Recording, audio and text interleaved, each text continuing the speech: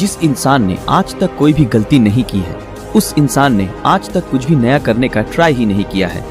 ऐसा ही कुछ मानते थे दुनिया के सबसे महान साइंटिस्ट एल्बर्ट आइंस्टाइन। 14 मार्च 1879 जर्मनी के उल्म शहर में एक यहूदी परिवार में पैदा हुए थे सर एल्बर्ट आइंस्टाइन। उनके पैदा होने के बाद डॉक्टर्स ने नोटिस किया कि उनका सर नॉर्मल बच्चों के मुकाबले काफी बड़ा था और वो एक एबनॉर्मल बच्चे के रूप में जन्मे थे। इसके बावजूद भी उनका दिमाग इतना तेज था कि आज तक कोई भी उनका मुकाबला नहीं कर पाया। आज 60 साल हो गए आइंस्टाइन हमें छोड़ के चले गए हैं, लेकिन आज भी साइंस उनकी थीसिस के बिना कमजोर है। तो यही वजह है कि हर कोई उनके दिमाग के बारे में जानना चाहता है कि आखिर उनके ब्रेन में ऐसा क्या था जो कि उन्हें इस मुकाम तक लेकर आया कि आज उन्हें दुनिया भर में ग्रेटेस्ट साइंटिस्ट के नाम से जाना जाता है। क्या उनके ब्रेन में कोई सुपरनैचुरल पार्ट्स थी? तो आज हम इस वीडियो में इसी विषय के ऊपर चर्चा करेंगे। दरअसल जब एल्बर्ट आइंस्टाइन का जन्म हुआ था तब उनका सर किसी भी नॉर्मल बच्चे से ज्यादा बड़ा था। नॉर्मली बच्चे 1 या 2 साल की उम्र में बात करना सीख जाते हैं, लेकिन आइंस्टाइन 4 साल की उम्र तक बिल्कुल भी बात नहीं कर पाते थे। मगर एक दिन जब वो अपने माता पिता के साथ रात के खाने पर बैठे थे तो अचानक आइंस्टाइन ने कहा, सूप बहुत ही गर्म है। अपने बेटे को इस तरह एकदम साफ बोलता सुन उनके पेरेंट्स हैरान हो गए और खुश भी हुए। लेकिन बाद में जब उनसे पूछा गया कि अब तक तुम क्यों कुछ नहीं बोलते थे, तो आइंस्टाइन ने अजीब से जवाब दिया कि अब तक तो सब कुछ सही था। आइंस्टाइन के जीवन से जुड़े अजीबोगरीब किस्से यही नहीं रुके, बल्कि उनके बड़े होने पर भी उनकी कई ऐसी आदतें थी जिनके बारे में सुनकर हर कोई हैरान रह जाता है। जैसे कि एल्बर्ट आइंस्टाइन को डेट्स और फोन नंबर याद रखने में प्रॉब्लम होती थी, यहाँ तक कि उन्हें खुद का टेलीफोन नंबर भी याद नहीं रहता था। एक बार उनके एक सहकर्मी ने उनसे उनका फोन नंबर मांगा तो आइंस्टाइन उनके पास रखे टेलीफोन डायरेक्टरी में अपना नंबर ढूंढने लगे। ये देख के सहकर्मी ने चकित होकर बोला, आप अपना खुद का फोन नंबर क्यों याद नहीं रखते?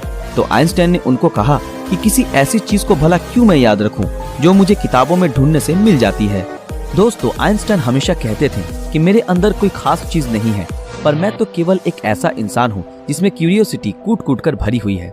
लेकिन आपको ये जानकर हैरानी होगी कि आइंस्टाइन हमेशा से इतने बुद्धिमान नहीं थे, बल्कि वो बचपन में पढ़ाई में बहुत ही कमजोर थे। इसलिए बचपन में उनकी गिनती बेवकूफ बच्चों में की जाती थी।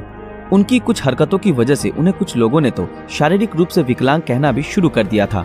खास करके आइंस्टाइन के टीचर भी उन्हें पसंद नहीं करते थे, क्योंकि वो सिर्फ साइंस और मैथ के अलावा हर सब्जेक्ट्स में फेल होते थे और बचपन से ही आइंस्टाइन को किताबी ज्ञान में कोई रुचि नहीं थी।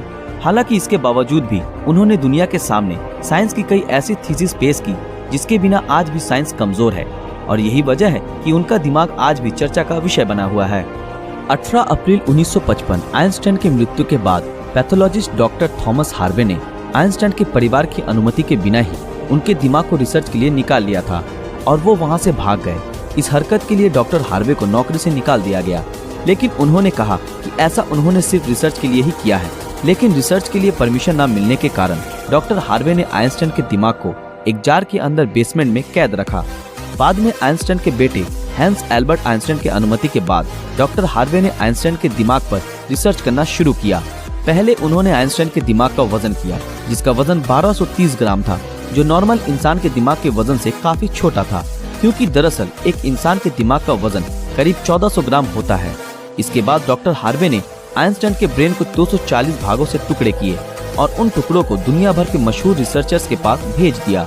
और उसके बाद डॉक्टर हार्वे ने आइंस्टाइन के ब्रेन टिश्यूज के 1000 माइक्रोस्कोपिक स्लाइड्स बनाए। रिसर्च के दौरान ये पाया गया कि आइंस्टाइन के ब्रेन में आम इंसानों से ज्यादा सेल्स थी। आइंस्टाइन के दिमाग का सेरिब्रल कॉर्टेक्स नाम का हिस्सा एक आम इंसान के दिमाग के मुकाबले काफी अलग था।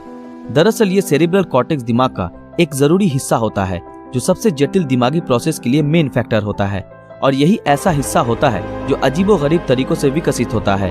और साइंटिस्टों का मानना है कि यही वजह थी कि उनका दिमाग बहुत ही असाधारण सोचता था। जब साइंटिस्टों ने आइंस्टाइन के ब्रेन को फर्दर एग्जामिन करना शुरू किया तो वो बिल्कुल हैरान रह गए कि उनके ब्रेन में रिंकल पैरिएटल ओपेरिकुलम मिसिंग है, जिसके कारण उनके ब्रेन की पैरिएटल लोब का साइज नॉर्मल ब्रेन से 20% ज्यादा बड़ा था। साइंटिस्टों का कहना है कि यही वजह है कि आइंस्टाइन की मैथमेटिकल स्किल और चीजों को इमेजिन करने की पावर नॉर्मल ब्रेन से ज्यादा थी, और उनके दिमाग में न्यूरॉन्स की डेंसिटी 17% ज्यादा थी, जिस वजह से आइंस्टाइन को ज्यादा ब्रेन पार्ट मिलती थी। साइंटिस्ट के मुताबिक इसी वजह से आइंस्टाइन का कंसंट्रेशन और दूरदर्शिता औरों से कई ज्यादा था। साइंटिस्ट कहते हैं कि आइंस्टाइन के ब्रेन में ज्यादा फोल्ड थी जो उनकी इंटेलिजेंसी का और एक कारण था। आइंस्टाइन का दिमाग 46 टुकड़े के रूप में अमेरिका के फिलाडेल्फिया शहर के मटर म्यूजियम में प्रिजर्व किया गया है। दोस्तों, आज साइंस ने कितनी तरक्की कर ली है, लेकिन इसके बावजूद आज भी आइंस्टाइन के दिमाग और इंटेलिजेंसी एक पहेली बनी हुई है। लेकिन साइंटिस्टों को आशा है कि फ्यूचर में किसी बेहतरीन टेक्निक के जरिए आइंस्टाइन के दिमाग को और भी बेहतर तरीके से जानने में कामयाबी हासिल होगी। डॉक्टर थॉमस ने आइंस्टाइन के दिमाग के साथ जो कुछ भी किया, क्या वो सही था या गलत? इस बारे में आपकी राय हमें कमेंट में जरूर बताएं। दोस्तों, आज के लिए बस इतना ही। आशा करते हैं आप लोगों को ये वीडियो पसंद आया होगा। तो फिर मिलेंगे अगले वीडियो में ऐसे ही किसी मजेदार विषय के साथ। अगर आप ऐसे ही और वीडियो देखना चाहते हो तो हमारे इस चैनल को सब्सक्राइब करके बेल आइकन ऑन कर दें, ताकि जब भी कोई नया वीडियो आए आप तक नोटिफिकेशन पहुंच जाए। अगर ये वीडियो आप लोगों को अच्छा लगा तो इस वीडियो को लाइक, कमेंट और ज्यादा से ज्यादा शेयर जरूर करें। तो मिलते हैं आपके साथ अगले वीडियो में। तब तक के लिए शुक्रिया।